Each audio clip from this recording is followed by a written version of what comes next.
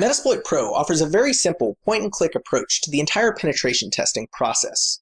To get started, we'll click New Project, and then we'll enter a project name and then an IP range for our target network. And then click Create Project. Then the first thing that we want to do is perform a discovery on our target network.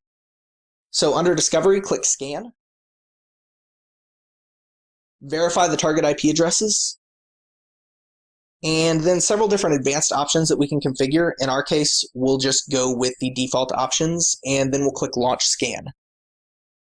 And what this will do is, in the background, it'll perform several different techniques to attempt to identify all live systems on the network, and also identify services and operating systems running on those hosts. Once that's finished, we'll click our project name at the top to return to our dashboard. And then we'll see a graphical display of some of the information that was discovered during that scan. The next thing that we want to do is attempt to identify vulnerabilities on our target network. Rapid7 actually has Nexpose, their vulnerability scanner, fully integrated into Metasploit Pro. We can access it just by clicking this button.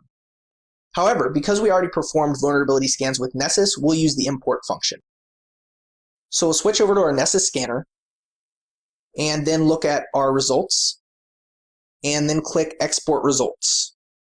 Then choose our export format of Nessus, then click Export, and Save File. Then return to Metasploit Pro and click the Import button under Discovery.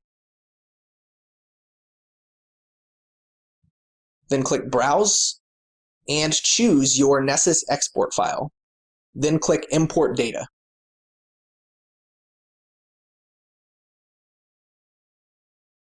Once completed, return once again to your dashboard. And now we're ready to begin exploitation. So under the penetration box, you have options for either brute forcing different services on the network, or you can choose exploit. We'll click the exploit button. And here we can perform exploitation against multiple targets at one time. However, for the simplicity of this demonstration, I'll restrict it to just one target. We can also define the minimum reliability rating. Now, reliability rating is basically going to specify to what extent the exploit is safe to run on a production system and indicate whether it's likely to fail or crash the target system or applications running on it. Once we've set that, we can click Exploit to start. And Metasploit Pro will then attempt to run any exploits that it has available for the target system.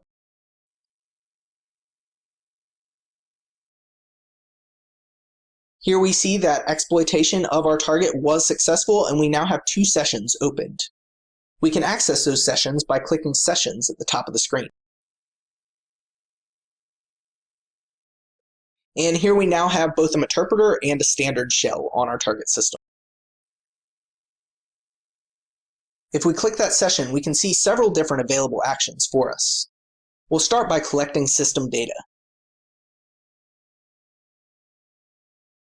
To collect our system data, we'll select our active sessions and then click the button at the bottom.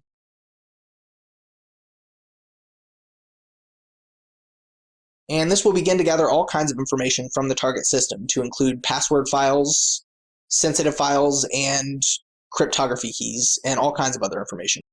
If we click back on our session, we can see that that information has now been populated in the stored data and files. We can also click Access File System, and we can navigate through the entire file system of the target. We can also click on any directory to browse through those directories and subdirectories.